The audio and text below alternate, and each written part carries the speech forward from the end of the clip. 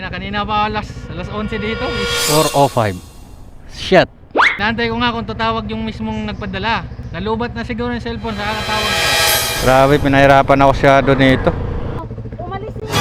Hindi ko alam kung mag-asawa yung umalis. Kasi mo, nakaalis lang. Deliver muna natin tong unang drop natin. Nandito na tayo sa Tagaytay. Wow, ganda oh. Wow. So, tara. Sigo na tayo sa pangalawang booking. 4 kilometer ang layo. Tara. Dito na tayo sa pangalawang drop. 471. Oh, walang sumasagot. 471, 475. Tayo dito ngayon, saan to? Wala na. Tayo dyan, wala na signal si Badi. 4735, 473.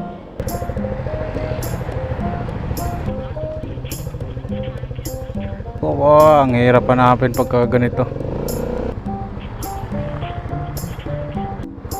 Punta na natin tong pangatlong booking. Kanina pa walang sumasagot. Di ko rin alam kung saan banda ro. Wala namang nakalagay ng mga number. Wala rin nakalagay dito kung ano ang pinaka-landmark. So bahala siya kumontak sa akin. Bahala siya. Baka mamaya balik ko pa to doon sa project it Kaya mo na, huwag na tayong mag-stress-stressan doon. Sina tayo doon sa pangatlong draft. Tara. Maligayang pagdating, Mindis, Nunez. 400 meters na lang itong draft. Ito na tayo sa McDonald's, may Mindis. Di ko alam to Ayun lang, walang DR. Ito lang? Hindi, may DR, wait lang. Ito wire. Okay. Thank you, sir. Okay. Tara, alam anong gagawin dito sa isang booking natin. Walang sumasagot. Taga natin ulit. Tara, balikan natin yung kanina. Oh, para maniwala talaga kayo na sa Tagaytay ako. Ayan yung talo.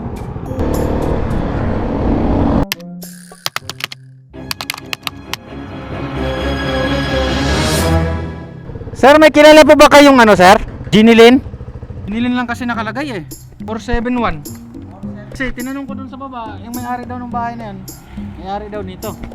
Kaso walang tao Doorbell lang kayo, boss. Nakalo lang kasi ang mga tao dun Ha? Nasa kalong global lagi ng bahay Yung bahay nung nasa pababa na yan? Oo, dulo ng bahay na yun. Di ba may nakalagay sa gate 471? Doon, doorbell ka lang ng doorbell, lalabas yun.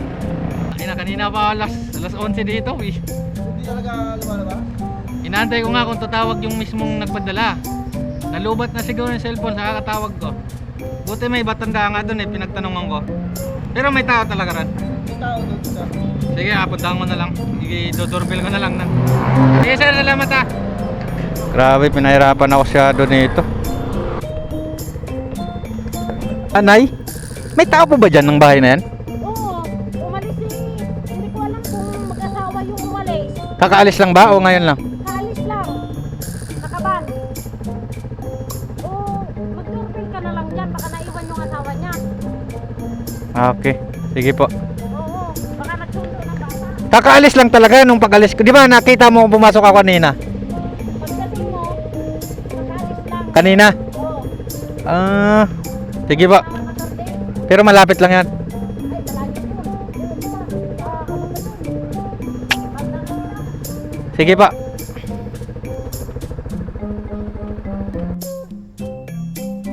Tao po! Tao po! Tangina, dito lang pala to. Dapat pinasok ko na to kanina pa lang. Akyat na naman tayo ulit. Dapat pala dito tayo nagantay. Dito natin nantayin. 4:05. Shit. 4:05, anong oras na guys? Sa totoo lang, ubos na yung oras natin dito. Buti na lang yung ulan, andito na. Putang ina, saan tayo magsisilong nito ngayon? Ayan na paulan na Ako po, wawa sa inyo. Ubos na yung oras ko dito guys. Sa totoo lang, anong oras na ako dumating daw? 1:26. May 3 oras na ako nandito. 1, 2, 3, 4. Sabihin mo na lang na ang hiningi mo na lang is 450 kasi kanina ka pa alas 11. Just in case na tumawag sa'yo, dinagdagan ko na rin ng Sige. Basta yan na lang sasabihin mo hiningi mo ha. Para ako yung hindi maano. Nga ako na natagalan talaga kasi ang nilagay na number sa akin, yung nag-book lang. Yung number ni sir, walang nilagay. Diyan nyo na lang to sir para makita nyo sa kanya. Ano yung drop off, sir? Hindi, yan na yung pinicturean ko lang yan. Yan na yung ngayon mo lang na drop off, Mm. pero saan pa galing yan, boss? Ayan, 9:34 AM. Oh, Just in case na lang din, sir, ha? Sir, dito nga muna. Malabo ang aking cellphone, eh. Sir, sige. Sabihin ko na lang kung mga 450 hiningi ko, ha. na? Sabihin ko na lang 450 hiningi ko. Sige. Sige. Just in case na. Thank you, sir. Maraming salamat. Tayo. Nilagay ko sa freezer, okay lang yan. Freezer yun? Wag lang yung ma-pros siya. Sige, mga 5 minutes lang. Kahit chiller lang, kahit chiller. Pwede sa chiller. Oh. Sus, drop din. Kulang pa nga yun eh. Hindi ko rin kasi ito tinignan kanina. Na lahat pa lang ng number sa... Ay nako, yun ang pinakamahirap para sa amin. Mga delivery. Sana naman ayusin nyo yung pag-book nyo. Dahil hindi kayo ang maghihirapan kami. Rin akong idea at wala rin. At ang inaano ko lang kasi baka mamaya ako ang mapagbuntungan kasi gamot yun eh. Pag ibalik ko pa yun dun sa pick up, 'di ba? Nahihirapan ako kanina kung paano, anong magiging diskarte dapat. Sayang, kanina pa ang daming bukang napabalik na sana ako. Ay nabot na ako ng alas 4:40. Guys, hold on, tara, let's go na tayo. At hanapin na lang natin yung ikakasaya natin ngayong araw. Ang ganda pa naman sana ng buong biyahe natin eh, nasira lang sa ganong bagay, sa ganong sistema.